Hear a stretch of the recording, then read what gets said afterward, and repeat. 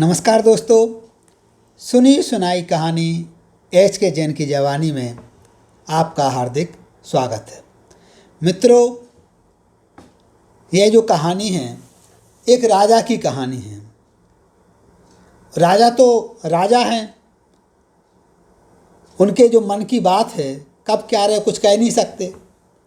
ऐसे ही एक राजा अपने राज के भ्रमण पर निकले। उन्होंने देखा कि लोग वह काम तो कर रहे हैं, लेकिन उनके चेहरे पर प्रसन्नता नज़र नहीं आ रही है।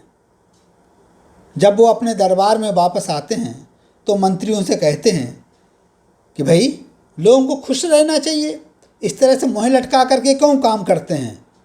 कल तुम मुनादी करवा दो कि यदि कोई भी व्यक्ति उदास नज़र आएगा तो उसे फांसी पर लटका दिया जाएगा। सही प्रसन्न नज़र आना चाहिए, हंसमुख नज़र आना चाहिए। कोई भी बातचीत करें तो हंस करके करें। अब राजा तो राजा ने ये अनाउंसमेंट, ये मुनादी करवा दी। अब कोई व्यक्ति दुखी भी है, लेकिन पकड़ा नहीं जाए, मारा नहीं जाए, राजा को मालूम ना पड़ जाए, इसलिए दिखावे के लिए सभी लोग हंस करके बात करते। कोई दुख की बात भी हो, लेकिन राजा से बचने के लिए दूसरों के समक्ष हंस करके ही बात किया करते थे।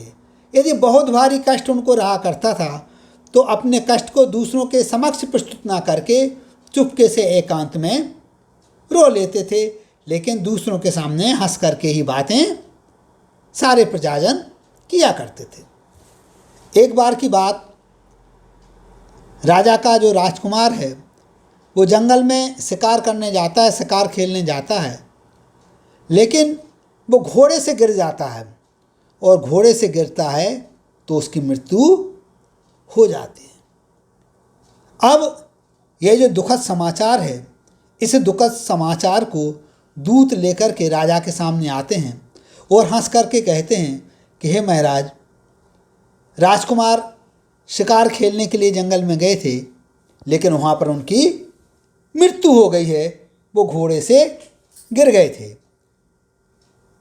चूँकि राजा ने पहले से यह कह रखा था कि भाई, जो भी बात कहना है आप लोगों को हमारे सामने, वो हंस करके कहना है, सभी को आपस में हंस करके ही बातें किया करना है।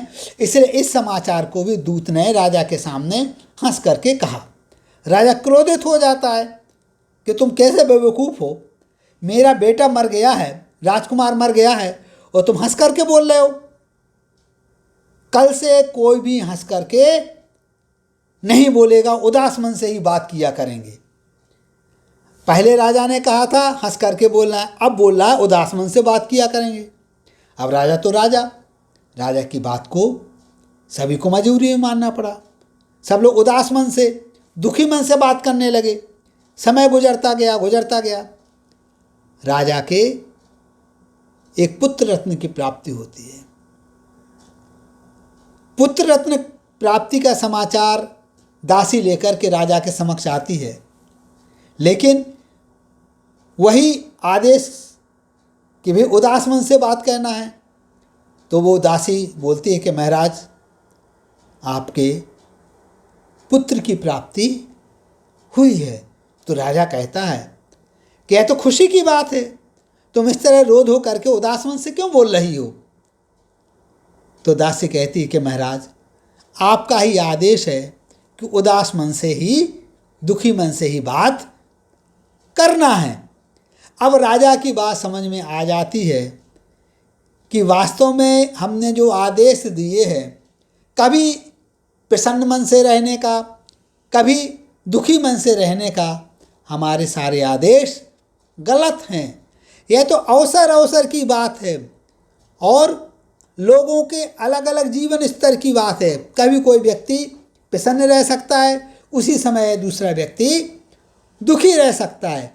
कोई व्यक्ति एक चीज़ में खुश रह सकता है, जैसे जब बारिश होती है तो किसान की फसल उससे लहलहाने लगती है तो किसान तो प्रसन्न हो रहा है, लेकिन यदि उसी समय जो कुम्हार है उसके घड़े रखे हुए हैं और उस कच्चे घड़े रखे हुए हैं और उन पर यदि पानी पड़ जाता है तो घड़े खराब होते हैं, तो उसको कष्ट होता है।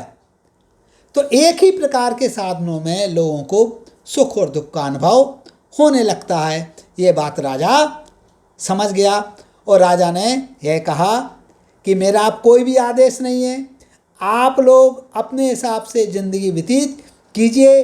जब आपको कष्ट हो, जब आपको दुख व्यक्त करना हो, उस समय आप दुख व्यक्त करें। जब आपके जीवन में प्रसन्नता हो, प्रसन्न रहिए, खुश रहिए। तो मित्रों, हम भी अपने जीवन में इन बातों का ध्यान रखें।